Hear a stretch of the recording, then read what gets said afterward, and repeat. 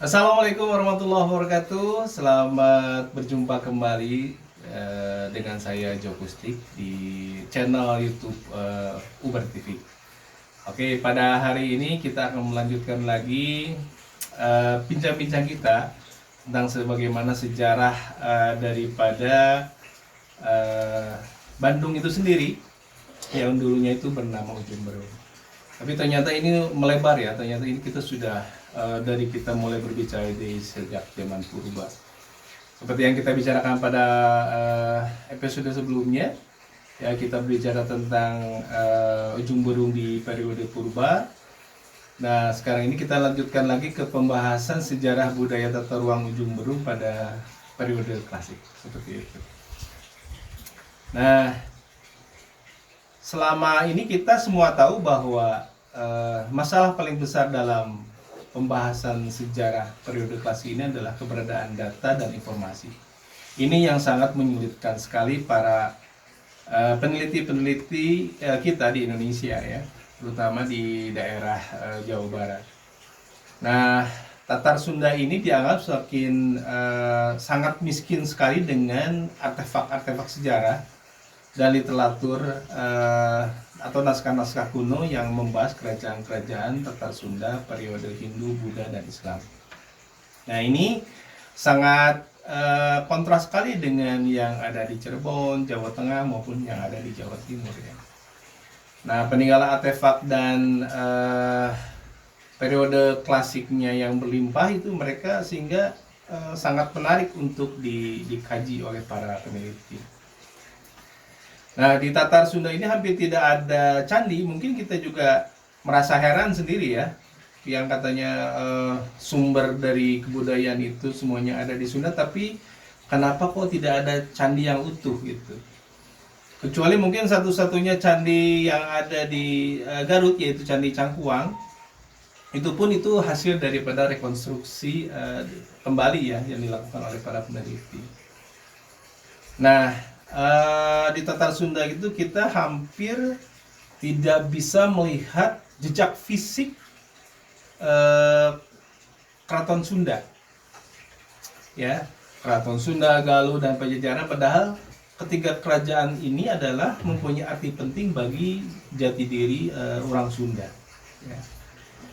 Begitupun dengan peninggalan prasasti dan arca-arca Hindu Buddha sebagai artefak budaya tulis yang sering menjadi petunjuk mengungkapkan kespesifikan dari periode klasik. Nah, Tatar Sunda ini memang sangat miskin temuan dari kedua artefak tersebut, sehingga dianggap peradaban klasiknya itu tidak lebih maju dari daerah-daerah yang lain. Nah, tapi beruntungnya di Tatar Sunda itu ditemukan prasasti Syarutun. Nah, dan kebun kopi yang menegaskan eksistensi kerajaan Tarumanegara abad ke-4 Masehi. Kita masih beruntung ada naskah Carita Parahyangan yang diakui secara nasional. Tanpa kedua ini rasanya mungkin akan dianggap sebagai wilayah primitif saja mungkinnya di daerah Sunda gitu ya. Ini yang menjadi hal aneh juga ketika di periode perubahannya justru banyak temuan artefak begitu luar biasa maju dan menguncang dunia ya, seperti temuan Gunung Padang, manusia pawon, riset-riset internasional tentang hunian purba dataran tinggi Bandung segala macamnya lah. Ya.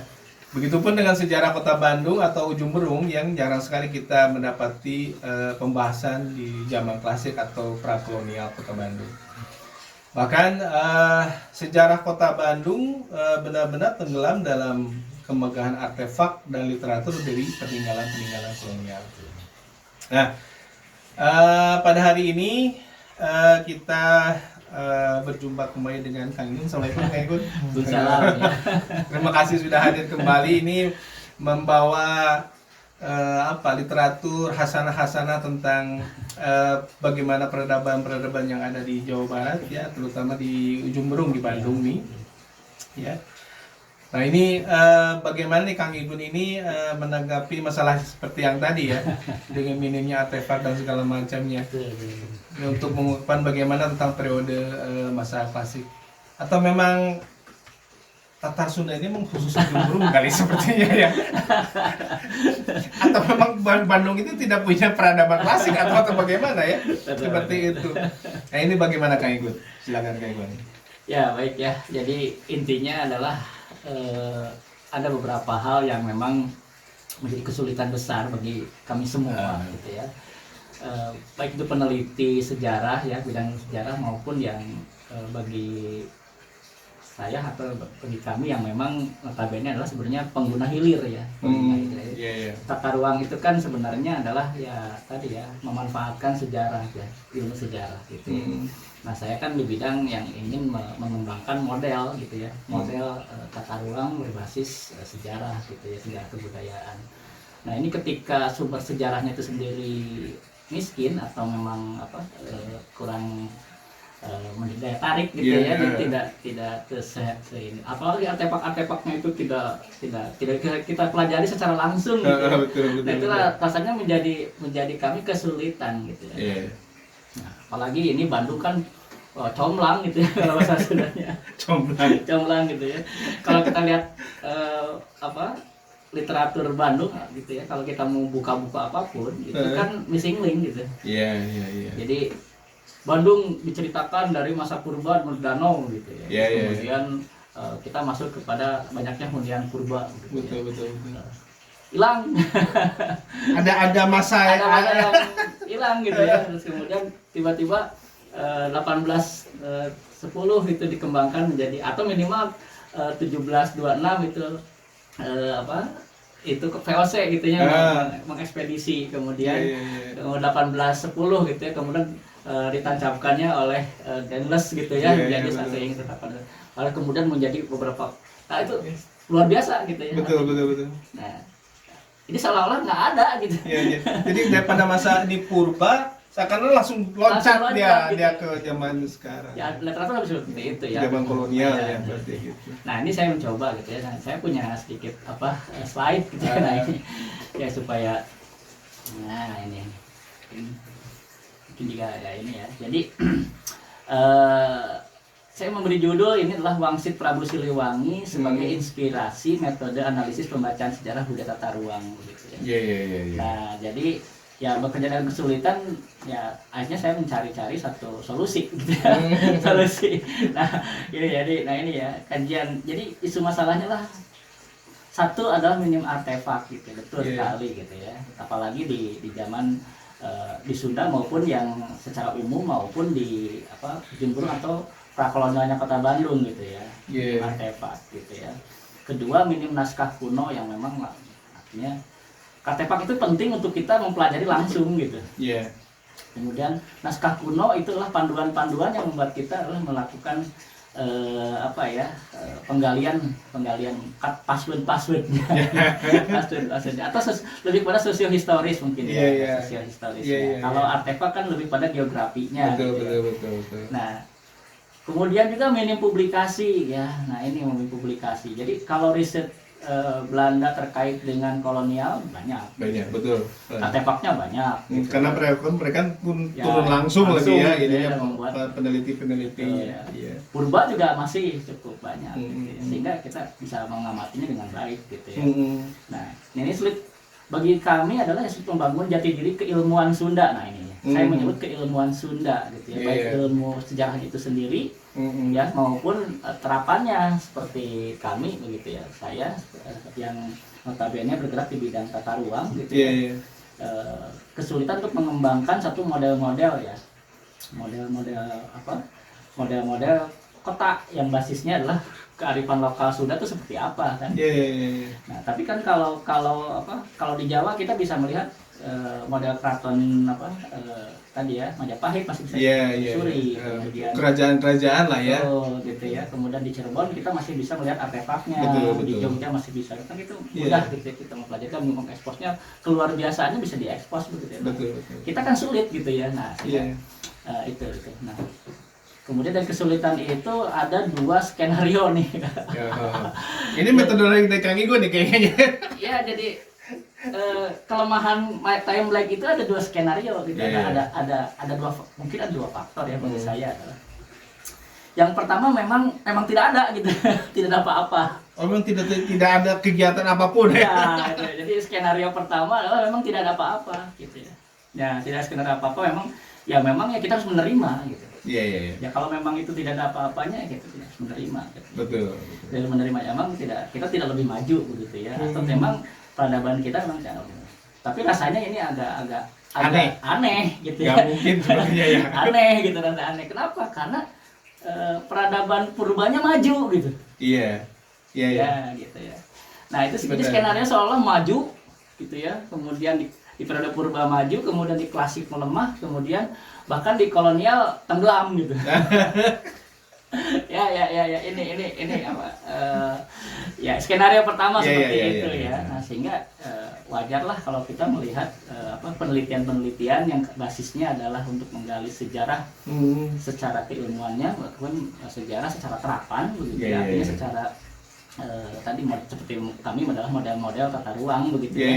Itu akan kesulitan gitu ya. Benar. Kesulitan. Jadi ya sehingga kesulitan dan memang tidak banyak, tidak kaya gitu ya. Tidak sehebat ketika kita mengangkat ya literatur contohnya struktur kota Majapahit kita sampai di Belanda kan kita sampai bisa harus mempelajari di Belanda gitu. Karena literaturnya banyak di Belanda betul. Termasuk ya Jogja dan sebagainya itu banyak sekali. Tapi kalau misalkan kita ngelihat sekarang kerajaan-kerajaan di Sunda yang sekarang masih terlihat itu kan seperti di Sumedang itu kan ada itu sebenarnya sudah relatif ke kolonial ya, tapi sebelum itu juga nah ini kan yang primordialnya sebenarnya kan yang 2 itu Galuh gitu ya, kemudian Prabu Siliwangi gitu ya, kemudian apa ya sampai ada cerita Prabu Siliwangi itu menghilang kan begitu kan sampai ada seperti itu ya. Cirebon betul bisa representasi, tapi lebih banyak mungkin pengaruh dari Sumedang betul, tapi mungkin lebih pengaruh dari Cirebonnya periode yang itu. Tetapi Sumedang yang pengaruh dari Sunda lebih kepada tata parahyangannya mungkin yang Sumedang waktu di Telaga yang di sekarang tergenang air itu Jati Gede. Oh, di situ. Itu kan itu yang pertama kan gitu ya, itu ya seperti itu ya. Itu mungkin masih bisa ditelusuri. Nah, jadi skenario pertama seperti itu ya. Kalau memang seperti itu ya kita harus bisa menerima. Tapi rasanya aneh juga lah. Betul. Saya sih sebagai orang Sunda rasanya nggak bisa. Sepertinya tidak mungkin gitu. Inilah pandangan pesimis lah. Gitu ya. Benar. Nah, kedua, ini yang menarik bagi saya, gitu ya, Skenario kedua, atau memang peradaban Sundanya jauh lebih maju gitu. Sebenarnya jauh lebih maju dibandingkan dengan yang lain. Gitu. Nah, saking maju-majunya, gitu. Bahkan menurut saya sangat maju dan konsisten gitu. Nah, sehingga skenario-nya peradaban Sunda itu maju, purba maju, klasik maju, mungkin. Dan zaman sekarang dan masa depan juga maju. Nah, ini skenario yang agak kebalikan dari yang pertama nih. Dan juga mahibal gitu ya. Ya, ini skenario optimis. Iya, betul. Ya. Saking majunya itu ya, metodologi yang kita pakai mungkin tidak secara tidak relevan. Paradigma cara berpikirnya, kemudian cara menggunakan metodologinya atau parameternya itu tidak sesuai. Betul. Ini ya. Nah, tapi seiring waktu mungkin saya berpendapat bahwa ketika nanti titik balik peradaban, nah ini justru yang menyadarkan bahwa kemajuan orang Sunda ini jauh lebih. Nah, jadi skenario seperti itu. Nah, kita akan ikuti yang kedua. Gitu ya. Itu yang kedua. Karena kalau yang satu rasanya pesimis deh. Sebagai orang Sunda juga pesimis ya. Gitu ya. Nah, tapi kita lihat ya, artinya skenario seperti itu. Bahwa orang Sunda itu sudah maju. Hanya saja mungkin metodologi yang ada sekarang ini tidak relevan dengan parameter yang dimasukkan ya. Ya contoh begini aja, sederhananya gini lah. Contohnya adalah desa satu desa mungkin sudah maju. Tapi sekarang bagi orang sekarang, ya, orang sekarang itu yang sekarang di kota Bandung itu akan terasanya seperti desa biasa-biasa saja. Iya. Nah, kenapa? Karena standar kita ada di Bandung. Benar. Standar kita ada di Bandung. Iya. Maka ketika kita pindah ke satu tempat yang memang perkembangannya seperti itu, padahal dia paling maju di desanya, dia adalah bukan sebuah kota atau bukan sesuatu kemajuan, tapi dipandang sebagai sesuatu yang rendah. Ya. Iya. Kenapa? Karena parameter kitanya yang berbeda. Benar. Parameter kitanya yang berbeda. Maka memandang Sunda itu ya dianggap rendah. Gitu. Nah itu ya itu contoh. Atau tidak berperadaban atau apa. Nah ini skenario-nya gitu. Bahkan seperti sederhana sekarang adalah kita kan digiring oleh paradigma. Contoh ya, kita itu hidup sekarang itu kan tidak bisa hidup dengan uang. Maka tidak bisa gitu ya, tidak bisa bahwa kita itu dipaksa untuk apapun, bekerja mau apa itu untuk cari uang. Karena perkembangan zaman itu memaksa kita untuk berpikir tentang uang. Iya, benar. Nah, ini metodologi. Iya. Cara berpikirnya ya. Berpikirnya seperti itu. Ya. Maka kita menganggap orang yang tidak punya uang itu yang miskin. Benar. Nah, ini yang memandang uang. Padahal mungkin asetnya lebih banyak daripada uangnya. Ya, padahal mungkin ketika dia tersadar ketika ya sakit. Iya. Benar. Ternyata ada yang lebih penting daripada uang. Itu sehat. Iya. Nah, contoh-contoh seperti itu ya, contoh. Nah, mungkin saja parameternya bukan uang, tapi adalah sehat. Iya. Di kampung tidak punya uang tapi sehat.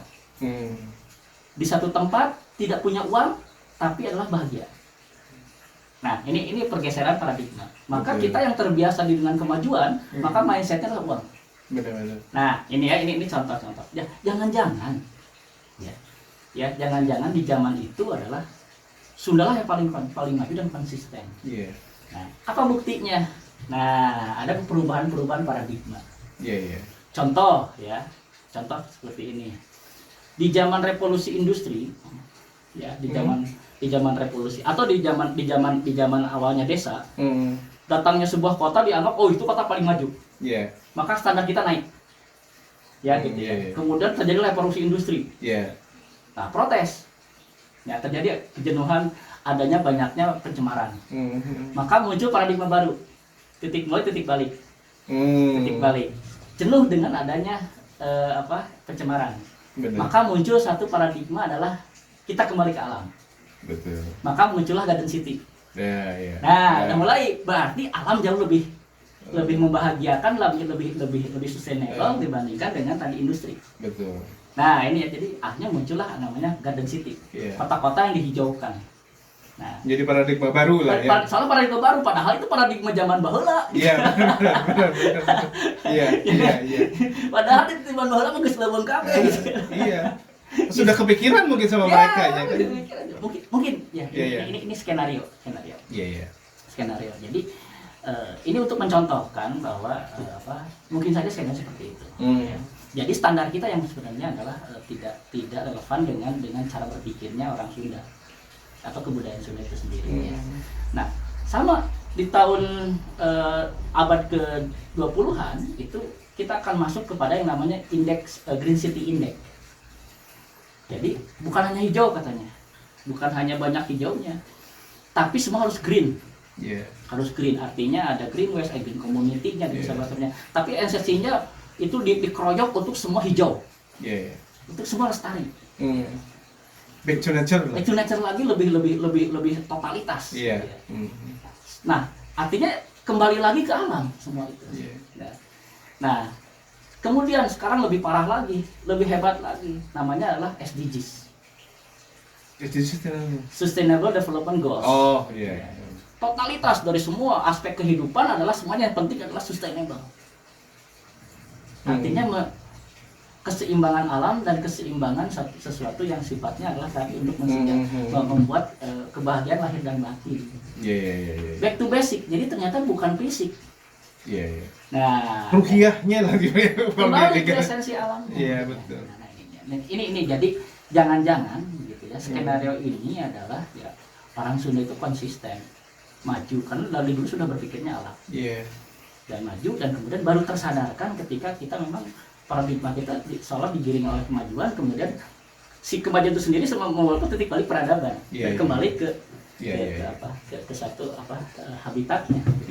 Nah jadi sering waktu jadi boleh jadi sebenarnya metodologi kita yang kurang tepat. Nah maka kita harus mencari metodologi yang kira-kira sesuai. Saya cobalah gitu ya untuk mencari-cari sebuah referensi literasi. Nah ini warisan Newton lah ya gitu ya, ngobrol lainnya. Nah saya ketika membaca Uga Wangsit Prabu Siliwangi gitu ya, rasanya jadi tergelitik gitu ya. Tergelitik itu adalah ketika membaca, ini ada satu kalimatnya. Pajajaran moal ninggalkeun tapak. Tapak itu berarti artefaknya lah. Gitu ya. Tidak akan meninggalkan jejak lah ya. Jejaknya, artefaknya. Jabat Tingaran. Nah ini kata Jabat Tingaran. Jadi kalau ngaran itu kan teks. Nah jadi passwordnya adalah tidak meninggalkan artefak atau literatur. Jabat di hanya password atau kata-kata kunci. Namanya saja. Ya. Bikin anu mapai. Nah jadi ada kalau kata interpretasi Jabat Tingaran itu adalah password kata-kata kunci. Ya. Sabab bukti anu kari teh ayat yang ada bakal loba anu mungkir. Nah jadi memang tidak akan diakui karena paradigmanya beda tadi kan. Betul. Jadi standar nilainya berbeda. Tapi engke jaga bakal aya nu nyoba-nyoba. Satu hari nanti akan nyoba-nyoba supaya nulangin ka pangideui nya bisa mapaina kudu make amparan. Nah, jadi saya terinspirasi di sini adalah ada metodenya amparan. Ini teh dari Wangsit dari naskah. Betul. Dari naskah apa ini teh? Sebenarnya kelopak ya, cuma kita tidak hanya berupa lembaran saja. Iya. Nah, ini ada Uga, tapi banyak kejadian gitu ya. Uga itu kan sebatu khazanah saja, khazanah dari satu budaya orang Sunda yang sering menulis dan bikin uga-uga, tapi memang terbukti. Bagi seorang planner sebenarnya adalah masa depan itu diciptakan. Betul. Ya, jadi bagi seorang planner itu yang namanya perencanaan itu diciptakan. Artinya bisa saja begitu ya, itu dibuat skenario begitu ya. Artinya benar. Tidak ditunggu. Yang salah itu kan ditunggu. Iya. Yang lalu ditunggu. Jadi kita hanya berharap kepada satu takdir gitu ya. Yang berharap gitu ya. Tapi orang kita kan sebagai orang apalagi ya Muslim begitu ya. Kita harus berjuang begitu ya. Berikhtiar gitu. Benar. Nah, maka merespon Uga pun sebetulnya ya dibuat skenario kemudian diciptakan saja gitu. Iya. Diusahakan. Nah, jadi itu ya prinsipnya. Nah, saya terinspirasi oleh dia dan ini tepat sekali dengan saya tadi gitu. Iya. Ya kan? Makanya Kang Igun menyebutnya metode amparan. Metode amparan. Saya menyebutnya metode amparan saja dulu lah. Gitu. Sesuai dengan uganya. Metode amparan. Iya. Nah, jadi kira-kira metode amparan itu seperti apa sih gitu ya? Iya benar. Ya gitu apa ya. Nah, ya kita lihat ya gitu. Jadi anu ngampar teh naon sih? Coba. Sama gitu ya. Lembaran yang paling tepat ya. Nah saya mendefinisikannya adalah sebelum kesana menjadi amparan saya lebih kepada lagi mumputnya dulu lah gitu. Iya. Dari awal yang namanya kota sendiri adalah sesuatu yang tidak tidak selalu definisikan sebagai parameter sekarang. Nah, ini kotanya sendiri tidak disebut dengan parameter sekarang. Nah, maka ya berarti kita harus punya standar nilai yang kira-kira paten gitu.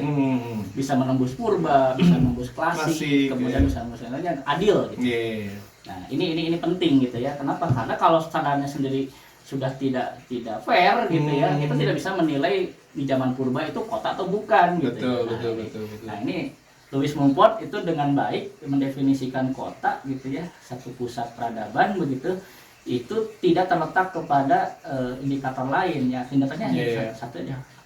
Ada pengaturan ruang efektif, yang kedua mampu mengorganisir wilayah.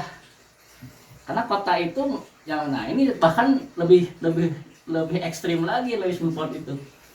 Jangan-jangan gua sendiri Iya, di betul. dalam gua sendiri itu adalah kota. ada kemampuannya, kinerjanya itu iya, bisa iya. mengorganisir luas wilayah. Benar. Ya. Kota Bandung mungkin se-Jawa Barat, tapi mungkin gua di gua Pawon mungkin itu bisa mungkin sepaparan Sunda gitu. Bisa mengontrol gitu. Karena sumber daya yang dikuasainya banyak itu contoh itu mungkin seperti itu. Nah itu nah artinya apa? Artinya bahwa standar yang harus kita pakai adalah standar yang paten, yang bisa adil terhadap periode gitu. Nah parameter ini yang kita butuhkan untuk menilai bahwa kemajuan orang Sunda, kemajuan orang orang Jawa, kemajuan orang lain itu bisa clear gitu. Jadi tidak bisa disamaratakan, tidak bisa di ini kan artinya. Nah, gitu. Jadi kota pun bisa seperti itu. Nah, ini berbeda dengan seperti kita sekarang kan seolah menilai dia masih desa gitu. Padahal di zaman itu udah maju gitu. Betul, ya. Betul. Tapi kita karena sudah terbiasa di Bandung maka menganggap itu masih primitif. Gitu. Kita datang ke satu tempat di satu tempat ngerasa itu masih primitif padahal mungkin di sana udah paling maju gitu. Iya, betul. Nah, dan dia mengorganisir wilayah yang luas gitu ya. Tapi ya kita menganggapnya itu desa gitu ya, atau satu yang primitif gitu ya. Nah, itu tidak adil gitu ya, tidak adil. Nah, ini contohnya. Nah, kita Amos Rapoport ya mengutip Amos Rapoport bahwa semua kebudayaan tata ruang kota memiliki sistem pengaturan. Jadi ada yang kita lihatlah pengaturannya ya. Nah, ini ada mengkomunikasikan secara simbolik dari tatanan geografis. Jadi kembali ke basis teori bahwa ketika kita bicara sejarah, bisa bicara budaya adalah kumaha geografinya.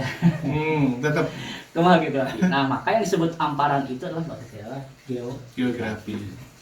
Ya, jadi peta-peta geografi lah yang menjadi patokan untuk menjadi analisis. Nah, ini jadi yang dimaksud dengan tadi adalah peta atau adalah metode amparan adalah peta atau satu metodologi yang kesejarahan yang mendasarkan diri kepada satu amparan yaitu adalah geografis. Ya, ini. Nah, ini ya Amos Rapoport. Nah, ini lebih parah lagi, lebih ekstrim lagi nih. Ini ada pendapat Akluk ya gitu. Dalam rediscovery tadi ya satu metodologi yang akan namanya nanti historical reading gitu. Ini menarik, pendapatnya cukup ekstrim. Ruang memiliki logis sendiri, artinya sunatullah itu ya kan. Nah berarti ya cuma sunatullahnya saja gitu. Memang kalau memang sunatullahnya diciptakan itu luar biasa lah ya memang, dan itu tidak bisa dijangkaunya. Bahkan Quran sendiri kan banyak yang menggunakan seolah punya logikanya sendiri yang tidak terkadang berbeda dengan logika sosial atau logika yang kita sekarang berkembang. Ya, contohnya perkembangan kita sudah maju, tapi mungkin Quran jauh lebih maju. Benar. Karena dia punya logika sendiri. Nah, ruang mungkin dia punya logika sendiri yang mungkin perkembangan sosial manusia sekarang belum bisa mencapainya. Nah, jadi mungkin saja ketika orang Sunda itu merespon karena alamnya kemarin luar biasa, saya sudah pernah menjelaskan bahwa di dalam periode purba gitu ya, dianugerahi bahwa sekitar Gunung Sunda ini satu keajaiban yang luar biasa sehingga mendatangkan minat orang untuk datang, manusia purba datang gitu ya. Karena memang tadi batu hoe-hoe, kemudian pembalikan medan magnet, kemudian kemunculan medan magnet untuk mitigasi dan sebagainya, macam-macam lah gitu ya. Nah, sampai perkecil dan sebagainya itu kan luar biasa ya gitu ya. Sumber daya airnya banyak dan sebagainya itu kan luar biasa begitu ya. Nah, dengan seperti itu mungkin dia punya logikanya sendiri dan melahirkan peradaban yang mungkin karena sesuatu yang biasa menjadi satu yang luar biasa menjadikan peradabannya juga luar biasa. Gitu. Nah, itu skenario-nya sehingga nanti di sini adalah ruang itu menurut Aluk adalah memiliki logika sendiri, kemudian yang terkadang berbeda. Nah, berbeda terkadang dengan pemikiran kita sekarang gitu. Nah, tapi kota menurut proyeksi simbolik dari struktur fundamental budaya manusia yang lahir dari geografi yang berbeda-beda. Nah, jadi ya kita harus belajar, makanya pakai amparan tadi gitu ya. Metodologinya kita harus belajar di amparannya. Gitu ya. Nah, jadi petunjuk untuk lebih mendalami tentang jadi dasar dari sejarah adalah geografinya. Ya jadi nah jadi saya akhirnya teringat dengan yang pernah saya pelajari kuliahan. nah ini ya akhirnya saya pernah jadi ketika saya kuliah gitu ya banyak dicekoki dengan metode ini. Ya, ini bisa juga basicnya di saya juga di kuliahan kan. Superimpose gitu kan, gitu. peta. Ya gitu ya. Ya metode amparan gitu ya, artinya peta gitu ya. Nah jadi kalau orang tata ruang kan ya basisnya geografi salah satunya gitu ya. Itu adalah metode superimpose itu harus menjadi paling paling dasar gitu ya, paling dasar. Jadi makanya amparan gitu ya. Yang paling basic itu kan sebenarnya adalah metode superimpose. Iya. Nah, itu terjadi juga di geodesi kan ya. Betul. Gitu ya. Nah, makanya sekarang ada sisi informasi geografis itu kan itu itu betul superimpose. Nah. Namanya. Jadi itu. Yang kedua, tadi ketika ada metodologi yang mungkin banyak digunakan oleh perancangan arsitektur. Nah, kebetulan saya adalah bidang ya sebagai planner juga ya sebagai perancang gitu ya. Nah, saya banyak menggunakan metode historical reading. Nah, yang waktu itu diajarkan oleh tadi ya beberapa ilmu-ilmu dari arsitek sebenarnya ya. Nah, dan kemudian saya adopsi, kemudian kembangkan di perancangan gitu ya. Nah, metode ini juga sama menggunakan bidang perancangan dan memadukan pendekatan geografi dengan kesejarahan. Nah, jadi saya coba menginterpretasi gitu ya metode amparan itu ya yang saya mampu adalah saya coba menggunakan metode historical terlebih dahulu. Jadi basisnya adalah superimpose peta geografi, kemudian kita angkat memadukan dengan kesejarahannya dengan metode historical reading gitu ya. Nah, itu yang apa? Nah, kita coba. Dan ternyata metode itu cukup efektif. Betul. Efektif ya, efektif. Nah, contoh yang paling mudah adalah ketika periode purba, itu kan kita sudah punya informasi dari log pledge ya. Log pledge tentang ada 29 titik hunian purba. Tidak jelas itu tempatnya di mana gitu. Tidak jelas itu tempatnya di mana, posisinya di mana, kan itu tidak tahu gitu ya. Hanya menyebut bahwa di situ Bukit Panyandaan atau Bukit Cikebi. Nah, wah, sekarang udah tidak ada tuh Bukit Cikebi. Kalau Panyandaan masih ada. Bukit Cikebi. Pasir Soang. Nah, udah nggak ada tuh. Pasir Soang nggak ada. Maka satu-satunya cara adalah buka peta. Buka peta. Jadi kumpulkan peta-peta lama gitu ya. Maka kita dapat menemukan topografi lama. Nah, itu teknik yang paling sederhana. Iya, betul. Nah, jadi informasi yang ada itu sebagai password. Nah, ini ya. Temukan tisu. Nah, ini ya, tekniknya itu temukan tisu. Kata kunci informasi. Itu bisa dari naskah kuno, dari literatur, bahkan dari cerita-cerita rakyat ya kita jadikan hipotesa saja dulu. Iya. Jadi dianggap benar atau salahnya diverifikasi. Iya. Jadi dibuktikan lah nanti. Buktikan saja. Gitu. Jadi artinya kita clear saja dulu dengan apa? Dengan benar atau salah. Jadi jangan belum apa-apa sudah menyalahkan. Ya gitu itu satu ya. Iya. Jadi apa? Sebagai metodologi ya kita clearkan dulu. Gitu. Semua informasi kita anggap itu adalah bahan input yang memang akan diverifikasi. Benar. Nah, yang diambil adalah kata kuncinya.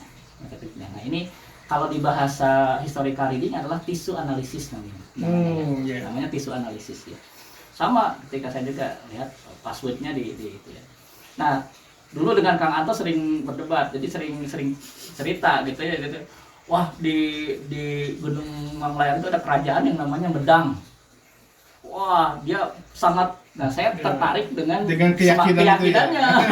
Luar biasa. Nah, jadi secara keilmuan saya tidak bisa menerima. Iya. Tapi saya salut dan kagum dengan keyakinan. Iya, benar. Nah, tapi sebagai seorang akademisi, sebagai seorang orang ilmiah, nah harus ada metodologi yang memadahi itu. Benar. Jadi pandangan kita harus clear, normal, bahwa semua informasi mau benar mau salah dari apapun sumbernya itu asal passwordnya sama, masukkan sebagai kata kunci atau disebut dengan tisu analisis. Ya, contoh kata Medang, nanti ada kata Medang ya gitu. Atau sama dulu berdebat dengan Kang Anto terkait dengan di ujung burung di atas ada namanya kerajaan Kutawangi. Kutawangi. Ada lagi namanya Kutawangi.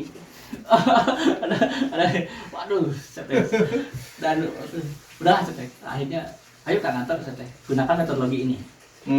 Nah, ternyata hasilnya adalah Anto bisa menulis buku yang banyak, dan saya juga sekarang bisa bercerita banyak. Itu teknik yang digunakan adalah teknik metode historical reading. Ya, jadi kita bisa mengungkap banyak karena memang pendekatannya selain, jadi kita pertama mengclearkan terlebih dahulu semua informasi. Nah, tapi kita menseleksinya dengan satu kata nama yang sama. Jadi kuncinya adalah clear, dua adalah sama. Ya, selama itu sama dari sumber apapun dianggap input. Nah, itu ya. Awalnya. Awalnya. Itu jadi kita bisa mewadahi yang orang-orang yang punya keyakinan. Yang punya keyakinan. Nah, itu hipotesa gitu ya. Nah, itu sih. Nah, jadi temukan, kemudian jadikan satu tisu analisis ya. Sebagai objek penelitian yang perlu diverifikasi. Verifikasi ya. Nah, kemudian tahap 2 adalah superimposkan dengan peta kesejarahan secara diakronik. Nah, jadi ada pembacaan secara diakronik. Diakronik itu adalah dari tahun ke tahun, jadi layer tahun. Mungkin saja karena peta itu kejadiannya mungkin di abad ke-6. Tetapi sebenarnya karena tidak zaman peta. Tapi masih terdeteksi di peta di abad ke-16. Bisa saja pada lokasi yang sama dengan password yang sama. Nah, jadi itu namanya adalah diakronik, artinya waktu yang berjalan. Nah, itu jadi kita harus punya referensi tentang peta itu, salah satu syaratnya. Ya, artinya password itu kita lihat di petanya di mana. Mungkin biarnya kata kunci mungkin. Kata kunci. Kata kunci. Biar tidak bingung yang kata kunci. Kata kunci lah ya. Kata kunci informasi itu adalah ternyata ada dalam peta. Padahal kejadiannya mungkin bisa saja di naskah itu abad ke-6. Tapi ternyata kita di abad ke-6 karena tidak zaman peta, kita tidak dapat analis geografisnya. Betul. Tapi ternyata kita temukan ada di abad ke-16 contohnya. Gitu ya. Itu nanti ada kejadian seperti itu. Nah, jadi superimposkan dengan peta. Kemudian itu secara diakronik. Nah, ini tentang kesejarahannya. Berjenjang dari tahun ke tahun. Kemudian yang kedua, baca dengan menggunakan secara sinkronik. Sinkronik itu melebar. Jadi bukan sejarahnya, tapi kalau satu artefak itu lingkungan sekitarnya, geografi sekitarnya. Kenapa? Karena di sini ada pola. Logikanya seperti ini. Jadi paradigmanya sekarang sudah berkembang ke sana. Contoh, konservasi situs. Awalnya sebuah situs saja, maka sekarang sudah berkembang menjadi konservasi kawasan. Nah, jadi kawasan namanya kawasan cagar budaya. Dari bangunan cagar budaya kemudian menjadi kawasan cagar budaya. Jadi yang diproteksinya bukan lagi bangunan cagar budayanya, tapi adalah kawasan cagar budayanya. Kenapa? Karena keberadaan satu cagar budaya itu sebenarnya punya korelasi, punya konteks dengan lingkungannya. Tadi yang sudah dikatakan tadi ya dengan pendapat yang sebelumnya begitu ya. Nah, maka ya ketika kawasan sebelumnya ke sekitarnya ini dinamakan analisis geografi namanya, atau disebut dengan sinkronik. Nah, contoh nanti kita akan melihat bagaimana pergeseran ruang gitu ya. Nah, contohnya kita akan melihat nanti kata medang di Manglayang gitu ya. Nah, ternyata itu kan pergeseran dari ketika zaman Kendan yang kesatunya ada di Citaman gitu ya, atau di mana Nagreg, kemudian yang raja keduanya ada di Sindulang, artinya Cinulang gitu, Cicalengka, kemudian raja ketiganya kan bergeser ke Manglayang contohnya. Dan itu tidak bisa dibaca sebagai suatu logika geografi. Artinya sejarah tidak menceritakan itu dan tidak mencatat itu. Gitu ya. Tapi kita bisa, kalau kita petakan semua artefak-artefak itu dalam satu konstelasi geografi, kita akan melihat pola. Dia menceritakan itu secara tidak langsung. Secara tidak langsung dia sedang menceritakan satu logika ruang, logika ruang. Nah, maka ada logika sejarah, ada logika ruang. Gitu ya. Nah, ini yang sering kita berdebat dengan dulu Kang Anto itu. Kita ingin ada logika ruangnya harus jalan, logika sejarahnya harus jalan. Gitu. Nah, untuk bisa memahami logika ruang dan logika sejarah memang ada satu pendekatan lain. Orang Sunda ini sudah kaya sebenarnya. Naskah-naskah yang membantu. Ya, seperti saya kemarin mengungkap banyak di Purba begitu ya. Itu sederhana sekali gitu ya. Di dalam naskah Sisa Kandang Karsian itu ada yang namanya Nir Malaning Lemah.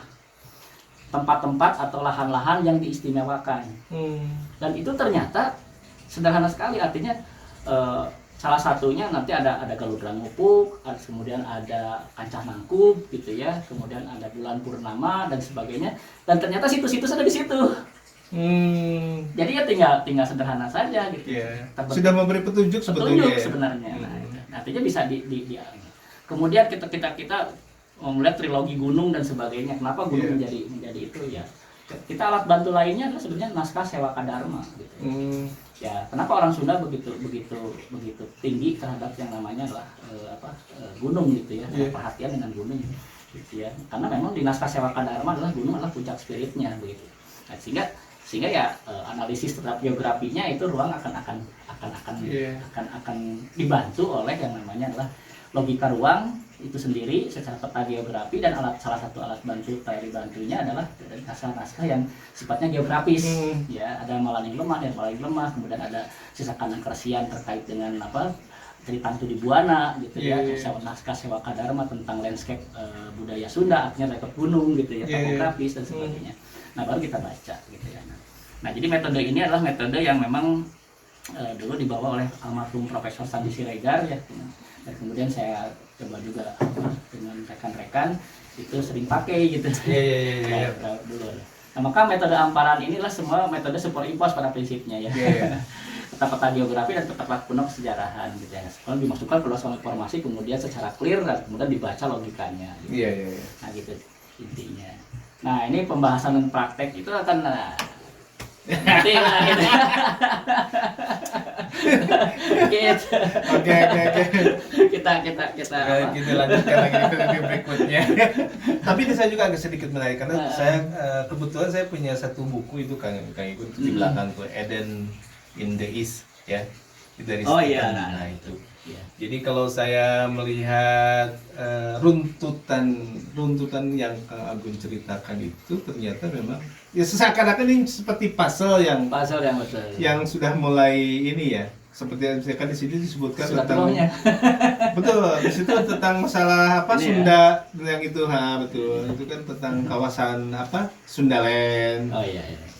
Kemudian juga ada yang beliau menceritakan tentang bahwa Atlantis dan segala macam, walaupun itu belum terbukti ya.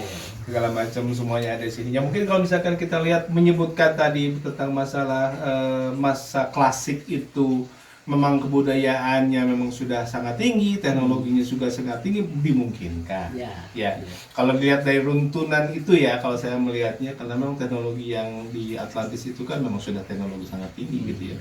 Sampai bisa menghilang dan segala macam, kecepatan tinggi dan segala macamnya. Tapi dengan keilmuan loh, bukan masalah dengan ini. Tapi ini lebih semakin membuat.